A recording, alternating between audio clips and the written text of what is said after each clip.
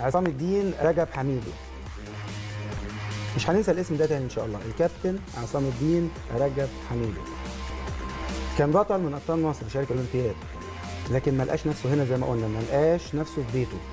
سافر امريكا، جات له فرصه فسافر امريكا. اشتغل شغلانات بسيطه جدا زيه زي اي شاب مصري، كان بيحلم يتجوز ويكون عنده بيت واسره واولاد. كبطل كمان كان من حقه يلاقي ظروف معينه لانه بطل، المفروض انه يتكرم. المهم انا هقول لكم بس من الاخر، ده التايتل بتاعه او مجموعه الحاجات اللي حصل. يعني هو طبعا استاذ جامعي، استاذ دكتور، ورئيس قسم كمان هناك في جامعه تينيسي اللي موجوده في نفس الولايه. استاذ دكتور دي حاجه. الحاجه الثانيه هو مستشار في الولايه، وكان عضو اللجنه الاولمبيه الامريكيه لدورتين. هم عندهم طبعا في قوانين ولوائح، يعني في دوره وبعدها دوره بعد كده لابد انه يتوقف. هو كان عضو، فعشان كده انا بعتبره ما زال عضو. كل الحاجات دي الراجل ده حصل ودرس بره وشارك في دورتين اولمبياتين بره باسم منتخب امريكا. بعد ما شارك هنا توقف 4 سنوات. تفاصيل كتيره جدا. الراجل ده كان بيمر بظروف صعبه جدا وتحديات كبيره جدا. هو قبل التحدي. هو اكتر واحد ممكن يتكلم عن نفسه اكتر مني، لكن الحقيقه انا حاسس اني بتعصب لما بعرف حكايته. لما قعدت معاه وعرفت حكايته وعرفت تفاصيل كامله جدا، حسيت قد ايه الناس بتتظلم في بيوتها جوه بلدها. صباح الخير يا كابتن. صباح الخير يا كابتن. اقول لك يا كابتن ولا يا دكتور ولا يا استاذ دكتور ولا عصام بس. صباح الخير. صباح الخير. احنا هنبدا من النقطه اللي قال عليها وائل، وهي انا مش عايزه يتعصب، ولكن احنا عايزين نقول انه وجود حضرتك معانا ده درس وطريق نور بنديه للي مفتقد الامل. نعم. احنا في ايام محتاجه فعلا ان ندي امل للشباب. نعم. ونقول لهم انه مهما صعبت عليك الليالي والايام اكيد ربنا بيكرمك. اكيد. ما ندي الدرس ده للناس ونديهم جرعه الامل الصبح كده من حضرتك. ازاي بدات القصه معاك؟ بدات الرياضه ازاي حبيتها؟ ايه كان حالتك الصحيه اللي ممكن تمنعك عن ممارسه رياضه مع اسوياء او غيره؟ نبدا من هنا من مصر قبل ما نروح لامريكا. والله حضرتك انا بدات الرياضه في مصر يعني زي اي ولاد صغيرين. يعني انا اولا من حواري عابدين يعني. كويس. اجدع ناس. الله يخليك. فبديت بلعب كوره. بلعب كوره في الشارع وهي دي كانت البدايه. يعني انا في حياتي كلها في 4 محطات يعني. واول سنتين ونص جالي شلل اطفال في رجلي يعني. انا كنت من اسره فقيره جدا، قاعدين في اوضه ما فيهاش ولا نور ولا كهرباء ولا اي حاجه يعني. بدات الرياضه اللي هو العب كوره يعني. وكنت بلعب كوره كويس جدا جدا جدا. ومن هنا ابتديت العب الرياضه لغايه اعدادي. في اعدادي كان نفسي امنيه حياتي ان انا اكون مثلا، كانت ايام بقى بروسلي والكاراتيه والحاجات ديت يعني. فكان نفسي العب كاراتيه يعني. فرحت محوش، انا كنت بشتغل في الصيف وحوشت الفلوس عشان اخش العب كاراتيه، ورحت نادي اسمه نادي رمسيس. رحت النادي دوت العب كاراتيه. المدرب شافني انا بجري، طبعا انا بجري مختلف كويس، فبقى يقعدني على جنب. وانا في المدرسه بردك وانا صغير المدرس بردك كان يشوفني بجري وبتاع يروح مقعدني على جنب. من هنا ابتديت ان انا يعني ايه بتعامل معايا نفسيا اكتر منها بدنيا يعني. فبعد كده ما بصيتش للرياضه يعني. فجيت دخلت ثانوي وابتديت العب كاراتيه يعني. لعبت كاراتيه تاني وابتديت احقق بطولات يعني فيه. وبعد كده لعبت بقى مع المعوقين. ابتديت في مركز شباب الحبانيه. ومنها اتحاد الشرطه. حبانيه كنت تلعب فيه ايه؟ كنت بلعب في منتخب مصر. لعبت العاب قوه ولعبت سباحه ولعبت كره طايره ولعبت رفع اثقال. كان ساعتها الاتحاد المصري للمعوقين كان لسه ناشئ جديد. أيوة. كان بيتبع وزاره الشؤون الاجتماعيه. أيوة. وبعد كده عملنا اتحاد. ومن خلال دوت ابتدينا الاتحاد يعني انشا سنه 1900 تقريبا 80 او 81 يعني. وابتديت اخش بطولات مع منتخب مصر مع مصر سنه 91. من خلال البطوله ديت انا اشتركت مثلا في بطوله العالم، عملت 3 ذهب في العاب القوه. كنت بلعب كره طايره.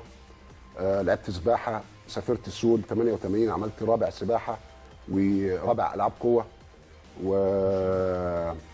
شاركت بطولات كتير جدا يعني. بس انا يعني قبل ما نتكلم انا عايز اقول لحضرتك يعني ايه، احنا في مصر هنا في 15 مليون معاق. كويس. 15 مليون معاق دول معاهم ابوهم وامهم، يعني الاسر بتاعتهم لو حسبناهم كلهم هنلاقيهم 45 مليون معاق. ايوه. 45 مليون معاق ده ما زلنا حتى الان مهمشين جدا يعني. صحيح. يعني احنا لو بصينا مثلا ايه لقناه النيل الرياضه وكده هنلاقي كل يوم مثلا بتجيب على الاقل 10 ساعات عن الكوره. كويس. وبندي المعوقين مثلا هو مثلا برنامج واحد بيجي في الاسبوع بالظبط، او 5 دقائق كده يعني. هو لا عندنا برنامج يوم الجمعه مع زميلنا ايهاب. ده برنامج دوت كويس. تخيل انت حضرتك من 24 لعبه. صح. يعني فانا يعني انا بقول ايه، يعني حتى لو انت عملت برنامج كل يوم ساعه كويس مش هتقدر تغطي اللي هي الالعاب اللي هي بتاعت اللعب.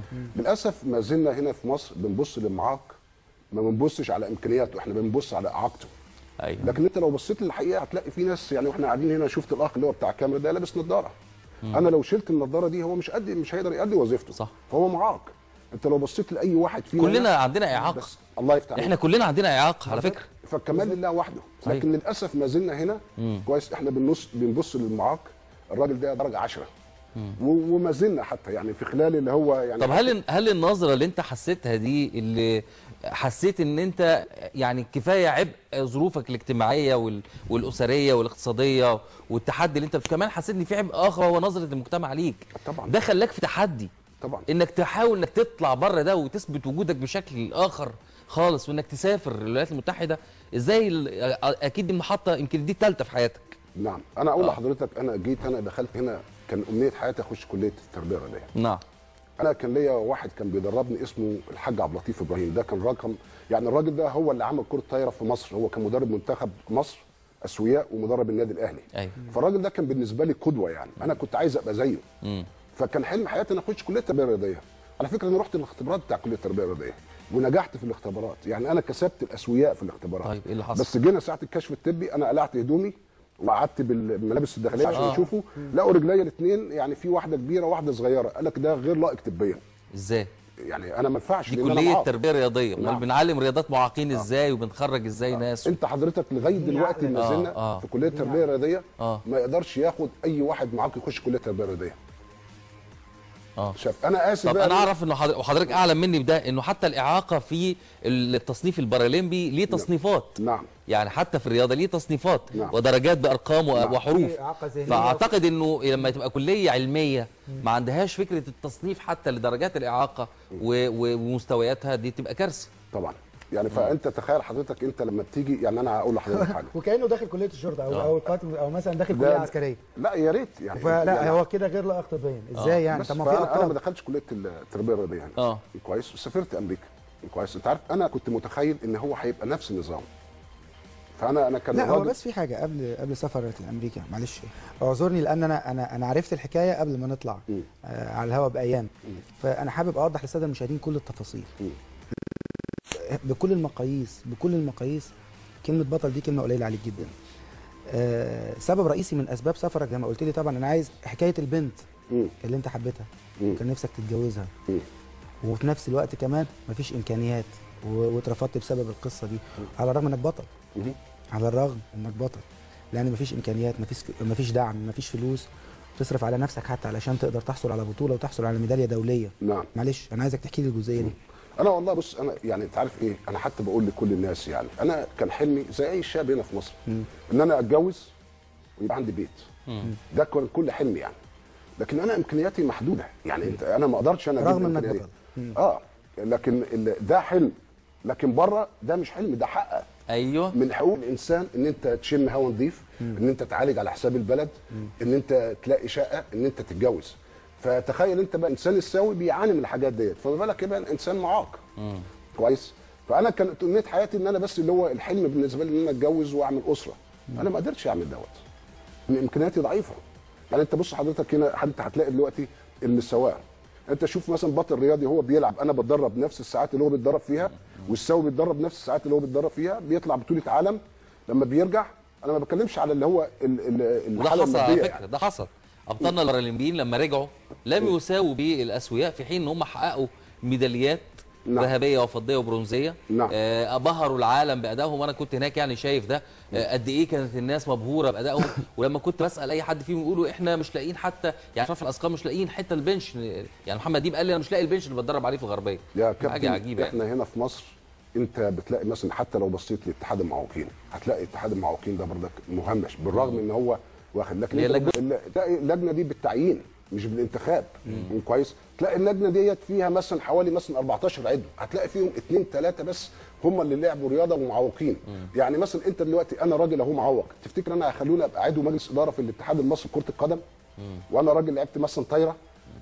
فاحنا المفروض نحط الراجل المناسب. طب احنا عايزين نعرف ده حصل ازاي معاك في امريكا؟ كويس. انت ازاي رحت امريكا؟ وانا مبسوط ان حصل لك على فكره مشاكل في مصر، مبسوط بده انه حصل لك وما عرفتش تتجوز وما عرفتش يبقى قبل تاخد التحدي. ده كويس على فكره، وربنا كان رايد لك ده. يعني ايه كويس؟ لا لا لا, طبعاً. لا كويس كويس، هو- لانه ده اللي خلاك، هو انا عايز اقول حاجه، ده اللي أنا خلاك عايز أقول دلوقتي حاجة. يا عصام حميد. انا عايز اقول حاجه، يعني كل المشاكل دي اللي خلتك يا عصام حميد. انا عايز اقول حاجه، جميل جدا انه قبل التحدي. في ناس ما تقدرش، قدراتها اقل بكتير من انها تقبل واحنا التحدي. بقى عايزين زيك. نعرف بقى فالصعوبات اللي مر لما بيها هو رحت قدر أمريكا؟ يتخطاها. طب بقيه الملايين اللي موجودين هنا وهو بيتكلم باسمهم. والله يا كابتن بص، انا لما رحت امريكا كويس، في اول 6 شهور انا كنت قاعد مع المدرب دوت، اكل شارب نايم اتدرب معاه. انت كنت ده- رايح تلعب رياضه هناك؟ انا كنت رايح اصلا، المدرب ده كان عاوزني اجي اروح معاه امريكا العب لمنتخب مدرب امريكا أمريكي من ولا 86. مصري؟ مدرب منتخب امريكا. كويس. والراجل ده كان بيلعب في الNBA، كان راجل شديد جدا يعني في امريكا. الراجل ده كان عايزني العب لمنتخب امريكا من سنه 1986 في رياضه ايه؟ في رياضه المعوقين. معوقين. انا كنت كل مره اقول لا انا مش هسافر لان انا بحب مصر وعايز وعايز يعني، لكن انا ما قدرتش، انا مش قادر اعيش يعني، انا مش قادر يعني حتى اساعد اهلي. الكلام ده كان سنه كام يا كويس. كابتن؟ الكلام ده 86. 86. يعني انا كان ممكن اسافر، وكل مره اجي اقول انا هسافر يقولوا لا استنى وهنساعدك وكده يعني. سافرت؟ لكن سافرت. انا سافرت بالظبط 91. سافرت لا 92 اول 92. أيوة. لما سافرت هناك قعدت اول 6 شهور اكل وانام واتدرب مع المدرب ده. انا بعد كده اللي هو القانون الدولي لازم اقعد 4 سنين ما العبش مع منتخب مصر عشان العب مع منتخب امريكا.